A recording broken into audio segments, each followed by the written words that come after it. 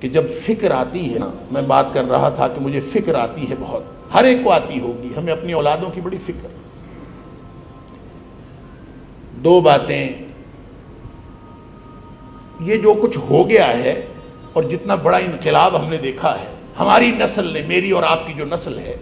ہم نے جو انقلاب دیکھا ہے نا، یہ انقلاب شاید جب پہیہ ایجاد ہوا تھا نا،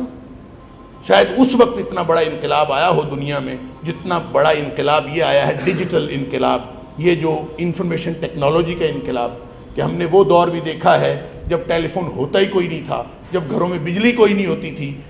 دیہات کے دیہات بغیر بجلی کے تھے، اور آج ہم وہ دور دیکھ رہے ہیں کہ وہاں یہاں کالونیوں کی کالونیاں ہیں جن میں بیک اپ بھی دے دیا گیا ہے، اور یہاں ڈیجیٹل ورلڈ، اور یہ دنیا اس قدر ترقی کر گئی ہے کہ ہر بچے کے ہاتھ میں پوری دنیا ہے، ایک ٹچ کرنے پہ وہ پوری دنیا کے ساتھ کنیکٹ ہو جاتا ہے۔ یہ اتنا بڑا انقلاب، اس سے بچوں کو کیسے بچانا ہے؟ تو میں سوچتے سوچتے مجھے یہ سمجھ آئی کہ یہ کیسے ہو سکتا ہے کہ نبی کریم صلی اللہ علیہ وسلم کا دیا ہوا دین، اس کے اندر اس خوفناک صورتحال کا علاج نہ ہو، یہ کیسے ہو سکتا ہے؟ لہٰذا میں سوچتا بھی رہا اور سمجھنے کی کوشش بھی کرتا رہا، تو مجھے بڑی آسانی کے ساتھ بات سمجھ میں آئی کہ دو چیزیں، دو باتیں، دو ٹولز ہمیں اللہ نے عطا فرمائے ہیں جو ہر دور کے لیے ہیں، اور یہ خطرناک جو سچویشن ہے اس سے بھی کہیں خطرناک ہو جائے تو ہم اس میں بھی اس سے بچ سکتے ہیں۔ وہ دو چیزیں کیا ہیں؟ ایک نماز ہے اور ایک اللہ کا قرآن ہے۔ اگر آپ اپنی اولادوں کو نماز اور قرآن پہ لگا دیں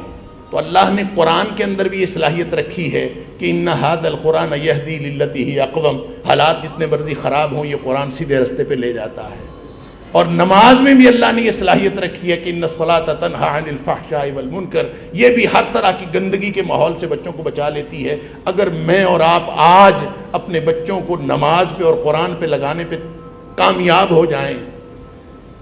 اللہ کرے ہم کامیاب ہو جائیں، تو امید ہے ہم اپنی قبروں میں سکون سے سو سکیں گے۔ اللہ ہمیں اپنی ذمہ داری ادا کرنے کی توفیق عطا فرمائے۔